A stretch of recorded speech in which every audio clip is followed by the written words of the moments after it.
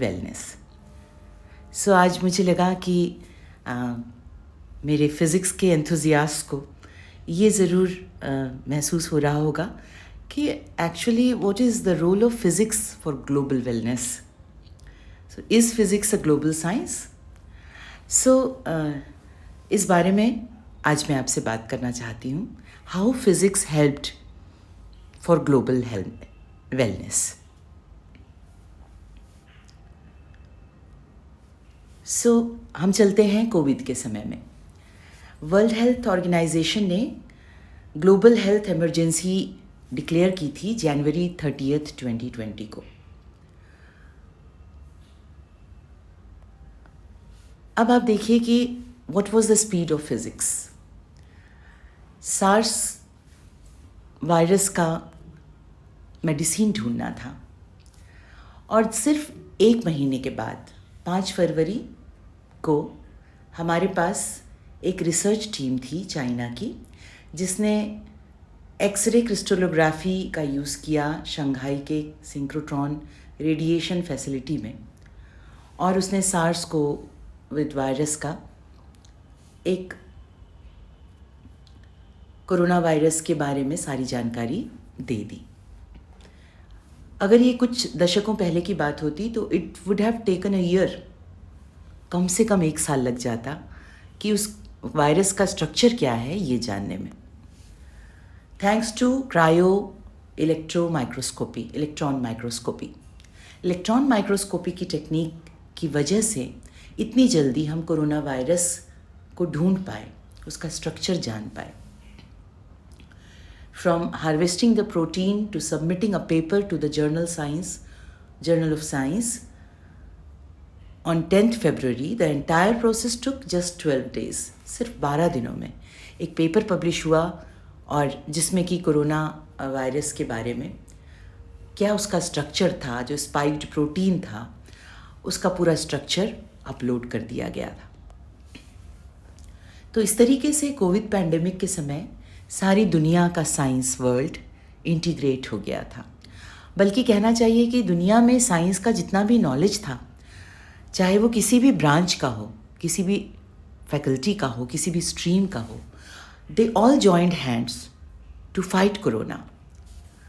ये एक collaborative approach था जिसमें अलग अलग स्पेशलाइज्ड विज्ञान की विधाओं की जो बाउंड्री थी वो धूमिल हो गई। सब ने हाथ मिलाया कोरोना को हराने के लिए। देखा जाए तो कोलैबोरेटिव रिसर्च कई तरीके की होती है।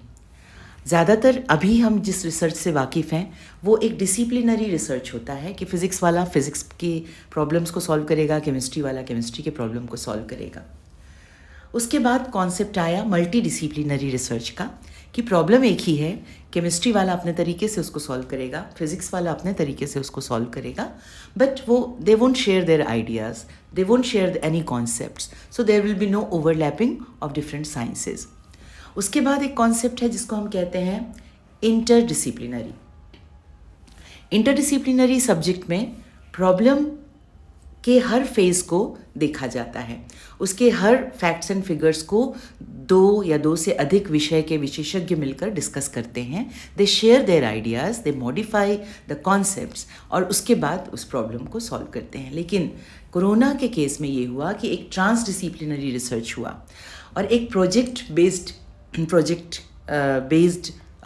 रिसर्च हम कह सकते हैं, जिसमें चाहे वो बायोलॉजी हो, चाहे वो इकोनॉमिक्स हो, चाहे वो सोशल साइंसेज हो, चाहे वो एआई हो, इन सब ने मिलकर अपने आइडियाज़, अपने व्यूज़, अपनी एक्सपर्टाइज शेयर की, और तब जाकर हम कोरोना वायरस की मेडिसिन बना पाए और उस इमरजेंसी सिचुएशन को डील कर पाए। कोरोना के समय पहली वेव कब आएगी, सेकेंड वेव कब आएगी, इसके एनालिसिस के लिए मैथमेटिक्स के मॉडलिंग का सहारा लिया गया, और कंप्यूटर साइंस ने उस ह्यूज डेटा को एनालाइज किया एआई का यूज़ करते हुए, सुपर कंप्यूटर्स का यूज़ करते हुए, और तब जाकर हम इतना सटीक प्रेडिक्शन दे पाते थे कि सेकेंड वेव कब आएगी, थर्ड वेव कब आएगी या नहीं आएगी। बहुत सारे ऐसे इंस्ट्रूमेंट उस दौरान बने जिनका उपयोग कोरोना से लड़ने के लिए किया गया। ऐसा कैसे पॉसिबल हो पाया? So this was emergence of a global science, emergence of fast track research from lab to market। इसके लिए बहुत सारे एजेंसीज़ ने मिलकर काम किया, जैसे कि जो जर्नल्स थे और जो मेडिकल डिवाइस बनाने वाली जो कंपनियां थीं, उन्होंने अपना कंटेंट ओपन कर दिया कि ये हमारे पास जानकारी है, आप ऐसे ये डिवाइस बना सकते हैं, आप अपने लैब में बनाइए, आप जिस देश में हैं, आप जिस शहर में हैं, वहाँ आप ये डिवाइस बना सकते हैं। तो एक फ्री एक्सेस दिया गया। जो साइंटिफिक पहले पेटेंटेड जो ज्ञान होता था, जो कि छुपा हुआ ज्ञान रहता था, उसको ओपन कर दिया गया। उसके बाद गवर्नमेंट सामने आई और उसने पॉलिसीज़ और रेगुलेशंस को रिलैक्स कर दिया, ताकि जो फैक्ट्रीज़ हैं जिनको किसी और चीज़ का लाइसेंस बना हुआ है वो मेडिसिन बना सकें, किसी भी बिल्डिंग को हम हॉस्पिटल में कन्वर्ट कर सकें। गवर्नमेंट ने बहुत सारे फंड्स भी एलोकेट किए ताकि प्रोडक्शन चेन बन सके और कंटिन्यूस प्रोडक्शन हो सके, ख़ास तौर पर मेडिकल डिवाइसेस और मेडिसिन्स का। बहुत सारे प्राइवेट और नॉन प्रॉफिट ऑर्गेनाइजेशंस भी सामने आए, एसएमईज भी आगे आए और यूनिवर्सिटीज़ भी आगे आई, और सब ने ये कोशिश की मिलकर कि जो रिसर्च के रिजल्ट्स हैं they should be transferred directly to the market. Research का जो कंटेंट होता है या रिसर्च से जो ज्ञान मिलता है वो सिर्फ पत्रिकाओं तक, जर्नल्स तक सिमट कर न रह जाए, बल्कि हम कैसे वेंटिलेटर्स बना सकते हैं, कैसे ट्रेसिंग कर सकते हैं, कैसे एआई टेक्निक्स का यूज़ कर सकते हैं, ये सब कुछ ओपनली सबको पता हो। तो इसके लिए लोगों ने transfer of research results from lab to market, इसके लिए बहुत प्रयास हुआ और एक सोशल, हेल्थ और एजुकेशनल इमरजेंसी डिक्लेयर कर दी गई, और जिससे कि पूरी जो कम्युनिटी है, जो फ्रंट लाइन वॉरियर्स थे, ये सब मिलकर कैसे काम कर सकें अपने को सेफ रखते हुए। तो एक fast track research from lab to market, ये एक नया ढांचा ट्रांसडिसिप्लिनरी रिसर्च का, ग्लोबल साइंस का, वहाँ से शुरुआत हुई इन सब चीज़ों की और इस कॉन्सेप्ट की। फिज़िक्स ने क्या किया? फिज़िक्स जहाँ भी अगर एपरेटस की बात होती है वहाँ फिज़िक्स की बात होती है, तो चाहे वो वेंटिलेटर्स हों, चाहे वो एक्सरे रेडिएशंस की मशीन्स हों, चाहे वो आरोग्य सेतु ऐप हो, चाहे वो पीपीई किट का प्रोडक्शन हो, चाहे वो मॉनिटरिंग के लिए या ऑक्सीमीटर्स हों, चाहे वो प्रेडिक्शंस के लिए यूज़ कंप्यूटर्स हों, हर जगह फिज़िक्स का रोल था। सीटी स्कैन की मशीन फ़िज़िक्स के सिद्धांतों पर काम करती है, वेंटिलेटर्स फ़िज़िक्स के सिद्धांतों पर काम करते हैं, पल्स ऑक्सीमीटर्स भी फ़िज़िक्स के सिद्धांतों पर काम करते हैं। वो कैसे काम करते हैं, कैसे एफिशिएंटली काम कर सकते हैं और उनका क्या उपयोग है, ये समझाने का काम उस दौर में फ़िज़िक्स का था। हमने देखा कि आरोग्य सेतु कितनी आसानी से कोरोना की ट्रेसिंग कर सकता है और बाकी लोगों को वार्न कर सकता था। यूनिवर्सिटीज़ आगे आई, जैसे कि प्रिंसटन यूनिवर्सिटी ने ओपन वेंटिलेटर बनाया। सर्न जो कि लार्ज हेड्रॉन कोलाइडर पर काम कर रहा था, हाई एनर्जी न्यूक्लियर फिज़िक्स पर काम कर रहा था, उसने कई metric tons of hand sanitizer बनाने का काम किया। 3D प्रिंटिंग का उपयोग करते हुए मास्क को डिज़ाइन किया और उसको मार्केट के लिए ओपन कर दिया कि this is the design and anyone can produce the PPE kit and the mask and hand sanitizers. उन्होंने वो फॉर्मूले ओपन कर दिए। उन्होंने अपने सुपर कंप्यूटर्स ओपन कर लिए ताकि जो लार्ज डेटाबेस हमारे पास कोरोना वायरस से संबंधित जानकारियों का, सूचनाओं का था, उनका analysis freely all over the world कोई भी साइंटिस्ट कर सकता था जो कोरोना की मेडिसिन बनाने में इंटरेस्टेड था। और ये प्रोडक्शन इतना बढ़ा कि हर दिन 500 से अधिक फेस शील्ड वो लोग प्रोड्यूस कर पाए सर्न में। एक हमारे इंडियन साइंटिस्ट थे कि जो स्टैनफोर्ड यूनिवर्सिटी में काम करते थे, मनु प्रकाश। इस दौरान उन्होंने बहुत ही इनोवेटिव काम किया और कॉटन कैंडी मशीन में पॉलीस्टाइरीन का यूज़ करके उन्होंने फेस N95 मास्क बनाए, which was a great help. तो what was the role of physics in medicine and in global science? और अभी भी फिज़िक्स लगातार काम कर रहा है और फिज़िक्स के सिद्धांत और फिज़िक्स के एपरेटस जो हैं वो लगातार मल्टीडिसिप्लिनरी हर विषय को प्रभावित कर रहे हैं। तो किस तरीके से फिज़िक्स का चेहरा एक ग्लोबल साइंस का चेहरा है, इस पर हम कुछ बात कर लेते हैं। कोरोना वायरस की मेडिसिन डेवलप करने के लिए फ़िज़िक्स ने स्ट्रक्चरल बायोलॉजी को सपोर्ट किया, क्योंकि बायोलॉजिकल बायोमॉलिक्यूल है कोई भी वायरस है वो एक बायोमॉलिक्यूल है और वो प्रोटीन से मिलकर बना हुआ है। तो उस बायोमॉलिक्यूल का स्ट्रक्चर जानने के लिए एक्सरे क्रिस्टलोग्राफी की तकनीक का इस्तेमाल किया जाता है। एक्सरे क्रिस्टलोग्राफी के लिए एक्सरेज किसी बिग मैक्रोमॉलिक्यूल पर, प्रोटीन का मॉलिक्यूल एक बिग मॉलिक्यूल या मैक्रोमॉलिक्यूल कहलाता है, तो एक बड़ा क्रिस्टलाइजेशन के बाद एक बड़ा मॉलिक्यूल बनाया गया, उस पर एक्सरे डाला गया और उससे जो सूचना मिली उससे हमें ये स्ट्रक्चर, स्पाइक्ड प्रोटीन का एक स्ट्रक्चर मिला। तो एक्सरे क्रिस्टलोग्राफी के बिना हमको कोरोना वायरस के स्ट्रक्चर के बारे में नहीं पता चलता। अगर स्ट्रक्चर के बारे में नहीं पता चलता, उसकी एफिनिटीज़ या बॉन्ड्स किस तरीके के हैं, अगर उनके बारे में हमें पता नहीं चलता, तो हम ये नहीं पता लगा सकते थे कि कौन सी मेडिसिन इस वायरस को ट्रीट करने के लिए इफ़ेक्टिव होगी। अगर हम देखें कि स्ट्रक्चरल बायोलॉजी किस तरीके से काम करती है मेडिसिन डेवलप करने के लिए, तो डीएनए में इंसर्ट किया जाता है कोई प्रोटीन मॉलिक्यूल, उसके बाद प्रोटीन का प्योरीफिकेशन किया जाता है, उसको कंडेंस किया जाता है और उसको क्रिस्टलाइज कर देते हैं ताकि वो एक्सरे को डिफ्रैक्ट कर सके और हमें एक डिफ्रैक्शन पैटर्न प्राप्त हो सके। तो उनको एक ऑर्डर्ड स्ट्रक्चर में बनाना ये एक बहुत बड़ा चैलेंज होता था और जिसकी वजह से मेडिसिन डेवलप करने में बहुत टाइम लगता था। तो ये काम भी फिज़िक्स की मदद से बहुत आसानी से किया गया और हम देखेंगे कि कैसे इस समय अलग अलग और नई नई टेक्नोलॉजी का लगातार रिसर्च होता रहा और कौन सी टेक्नोलॉजी मोस्ट सूटेबल टेक्नोलॉजी होगी जिससे कि इस वायरस के लिए मेडिसिन जल्दी से जल्दी बनाई जा सके, इस पर लगातार काम होता रहा। तो जब हम डीएनए से लेकर प्रोटीन को उसमें इंसर्ट करते हैं, प्रोटीन को कॉन्सेंट्रेट करते हैं और उसका बिग मॉलिक्यूल बनाते हैं, तब उस पर एक्सरे डाला जाता है। एक्सरे डालने पर जो एक्सरे डिफ्रैक्शन पैटर्न होता है उसको हम एक कंप्यूटर से मॉनिटर कर सकते हैं। तो वो इलेक्ट्रॉनिक सिग्नल के रूप में हमारे पास आ जाता है जिसका एनालिसिस बहुत आसान हो जाता है और हम उसको बहुत बारीकी से टेस्ट कर सकते हैं कि किस तरह के बॉन्ड्स हैं यहाँ पर, किस तरह का स्ट्रक्चर इस मॉलिक्यूल का है। उसके बाद बायोकेमिस्ट्री का ये काम होता है कि इलेक्ट्रॉन डेंसिटी के रूप में एक्सरे डिफ्रैक्शन पैटर्न हमारे पास रहता है। अब ये एक जिक्सॉ पजल की तरह होता है जिसको कि प्रोटीन के किसी भी जो 24 काइंड्स ऑफ एमिनो एसिड्स हैं, जो प्रोटीन्स हैं, उनके ढांचे में फिट करना है कि किस प्रोटीन से ये सबसे ज़्यादा मैच करता है। तो आप देखेंगे कि राइट हैंड साइड पर इन टुकड़ों को जोड़कर उस प्रोटीन का एक स्ट्रक्चर बना और इस तरह से कोरोना वायरस के स्ट्रक्चर को भी प्राप्त किया गया।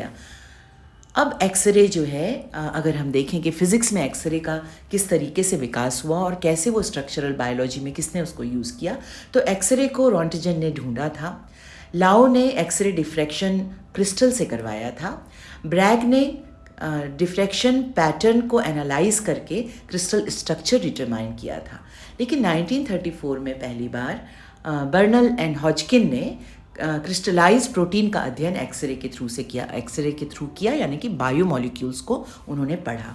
और हॉजकिन ने 1964 में उन्हें नोबेल प्राइज़ दिया गया in chemistry for her determination of the structure of important biochemical substances by x-ray technique. तो आप देख रहे हैं कि फिज़िक्स और बायोलॉजी की बाउंड्री यहाँ पर आकर मिल जाती है। The boundary becomes hazy and a global science and a global transdisciplinary approach emerges in conditions of crisis. तो इसमें एक एक्सरे का यूज़ करने के लिए अगर हम सिंगल बायोलॉजिकल मॉलिक्यूल लेते हैं तो वो एक्सरे को डिफ्रैक्ट तो करेगा, डिफ्रैक्शन पैटर्न भी मिलेगा, लेकिन आपको बहुत ज़्यादा रिजोल्यूशन नहीं मिलेगा। तो रिजोल्यूशन ज़्यादा मिले इसके लिए आपको मैक्रो क्रिस्टल्स और 3 डायमेंशनल लैटिस चाहिए, जो कि एक बहुत बड़ा प्रॉब्लम होता था और वो बहुत ज़्यादा स्टेबल भी नहीं होता था। प्रोटीन या बायोमॉलिक्यूल्स को हैंडल करना बहुत मुश्किल होता है। तो इस वजह से क्या होता था कि ड्रग को बनाना बहुत मुश्किल हो जाता था। तो नई टेक्निक्स ढूंढना पड़ा कि भाई जो हमारे पास सिंगल मॉलिक्यूल है, जो छोटे मॉलिक्यूल हैं, क्यों ना हम उन्हीं पर काम करके ज़्यादा से ज़्यादा इंफॉर्मेशन निकाल सकें। इसके लिए एक्सरे को रिप्लेस कर दिया गया सिंक्रोट्रॉन रेडिएशन से।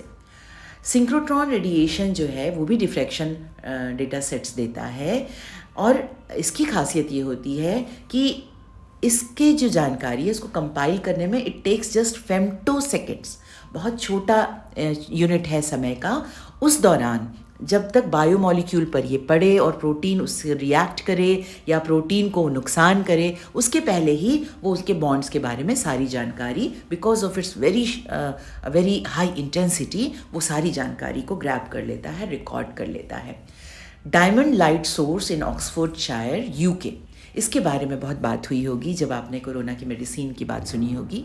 तो ये डायमंड लाइट सोर्स जो है ये सिंक्रोट्रॉन का एक बहुत बड़ा सोर्स है।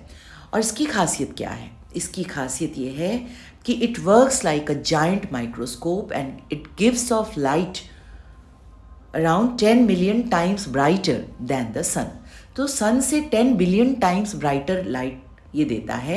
और ये जो लाइट जनरेट करता है वो बीम लाइन के थ्रू सभी साइंटिस्ट जो ऑल ओवर वर्ल्ड जो काम कर रहे थे, जहाँ जहाँ इसको पहुँचाया जा सकता था उनके अपने लैब में पहुँचा दिया जाता था, ताकि लॉकडाउन की सिचुएशन में भी वो उस पर काम कर सकें।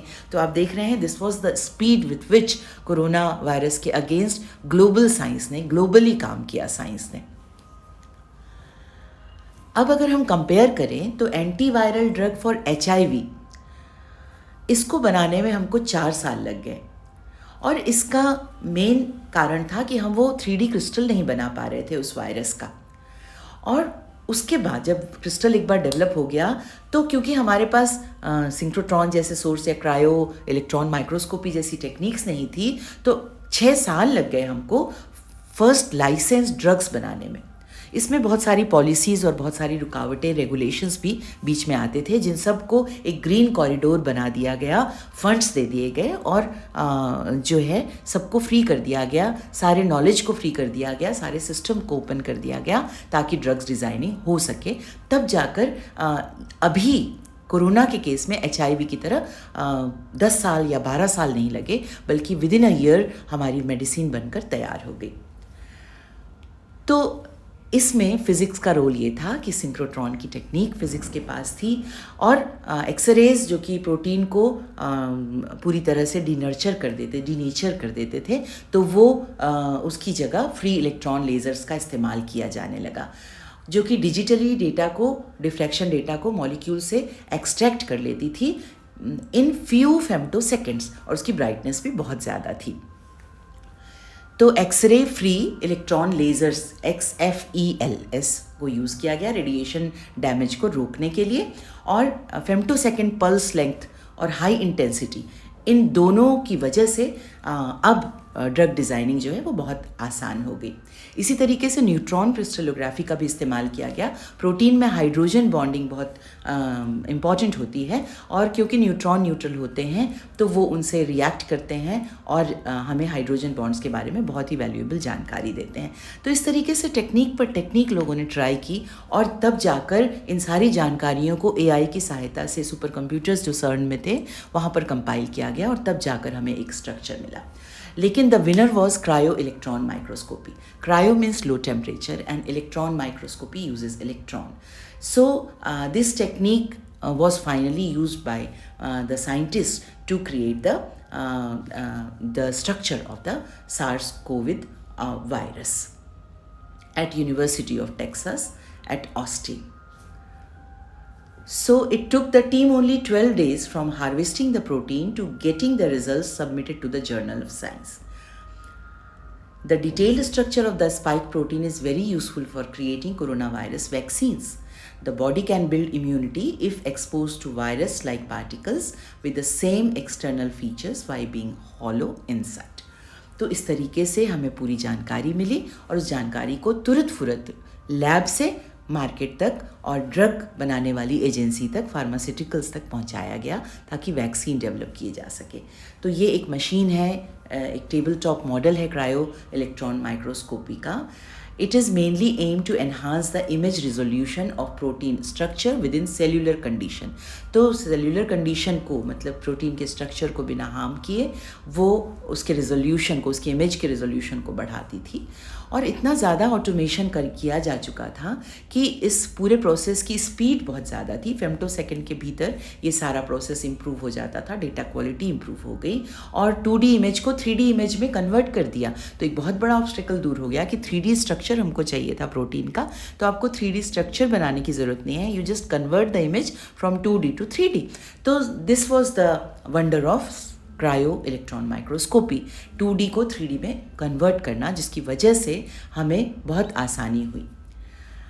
देन एक और घटना घट रही थी जब पूरी दुनिया में कोरोना वायरस फैला हुआ था, और जिसकी वजह से इस बार की थीम जो है नेशनल साइंस डे की इंडिया में दी गई है, global science for global wellness. So India was emerging as a global leader even in the field of science. UNGA की मीटिंग में यूएनजीए के president, UN deputy secretary general, French foreign minister and foreign ministers of Armenia, Antigua, Barbuda, Guyana, Jamaica, Tanzania, Maldives, Gambia, Timor Leste, Cyprus and Yemen, ये सारी Caribbean countries थी. और इन सब लोगों ने दिल से इंडिया को धन्यवाद कहा. What was India's contribution? India ने अपने देश के लोगों की सेफ्टी का ध्यान तो रखा ही, साथ ही इन कंट्रीज़ को वैक्सीन सप्लाई की, इनकी फूड सिक्योरिटी इंश्योर की, लॉकडाउन की दशा में डेवलपमेंटल प्रोजेक्ट्स पर काम करना शुरू किया और इंटरनेशनल पीस कीपिंग में यूएन के कंधे से कंधा मिलाकर काम किया. और इन सब घटनाओं की वजह से लॉकडाउन के दौरान जब ज़्यादातर देशों की इकोनॉमी जो है it was devastated, India emerged as a global leader. And so G20 का प्रेसिडेंट भी इस वर्ष इंडिया को ही चुना गया है. तो G20 कंट्री सल्यूट करती है इंडिया को, अपना प्रेसिडेंट मानती है. और हाल ही में पौंडीचेरी में एक S20 कॉन्फ्रेंस हुआ और ये जानकर आपको आश्चर्य होगा कि इंडिया को ग्लोबल लीडर इसलिए नहीं माना जाता, सिर्फ इसलिए नहीं कि उसके पास एक बहुत अच्छा पास्ट है, बट इसलिए माना जाता है कि उसके पास एक बहुत ब्राइट फ्यूचर है. उसका साइंस आज वर्ल्ड साइंस या ग्लोबल साइंस को चैलेंज कर सकता है, ग्लोबल साइंस को हेल्प कर सकता है, पूरी दुनिया को हेल्प कर सकता है. So India is a global leader. Why? Guyana के foreign minister Hugh Hilton Todd, इन्होंने बहुत इमोशनल होकर कहा, can you imagine this is a country which has to take care of 1.3 billion of its citizen, yet it finds time to help the world. तो India ने न सिर्फ अपने लोगों का ध्यान रखा बल्कि पूरी दुनिया के लोगों को जहाँ मदद की ज़रूरत थी वहाँ मदद का हाथ बढ़ाया, और इसलिए उसे ग्लोबल लीडर कहा जाता है. कुछ चीज़ें देखें जिसमें इंडिया और यूएन ने साथ मिलकर काम किया, पार्टनरशिप में काम किया. It is the first ever single country who took South-South initiative and extended 66 projects in 51 countries. 250,000 Indian personnel have participated in UN peacekeeping. Its leadership of International Solar Alliance is there. Coalition for Disaster Resilient Infrastructure made by India is helping countries with clean energy and fighting the climate crisis. It provided vaccines during the pandemic to the Caribbean countries, and it also provided food assistance to countries like Ukraine in need. सो ये है India का नया चेहरा जो कहता है वसुधैव कुटुंबकम, the world is one family, and science and technology are the main ingredients in solving the problems face today and in the future. तो इस नए साइंटिफिक टेम्परामेंट के साथ, नई टेक्नोलॉजी के साथ इंडिया पूरी तरह से तैयार है, अपने पैरों पर खड़ा है, आत्मनिर्भर है, और साथ ही दूसरों की मदद के लिए भी वो तैयार है, क्योंकि इंडिया ये चाहता है कि दुनिया को एक फैमिली की तरह देखा जाए. Where India reforms, the world transforms. दुनिया को जीतने की जगह वो दुनिया को एक सुंदर जगह बनाना चाहता है, और इसीलिए हम कहते हैं सारे जहाँ से अच्छा हिंदुस्तान हमारा. India is a multilateral institution in its own right when it comes to its commitment to humanity. It is not just the 5th largest economy in the world, but it is the largest economy in terms of its heart, compassion, humanity, and putting lives ahead of profit. लाभ हानि के गणित से परे humanity हमारा संदेश है. So I am proud to be an Indian. Thanks a lot. And remember that we are now global leaders, so we have responsibilities, and the youth, you have a big responsibility to come out with scientific temperament and turn your ideas, innovate, think out of the box, and help others and help yourself.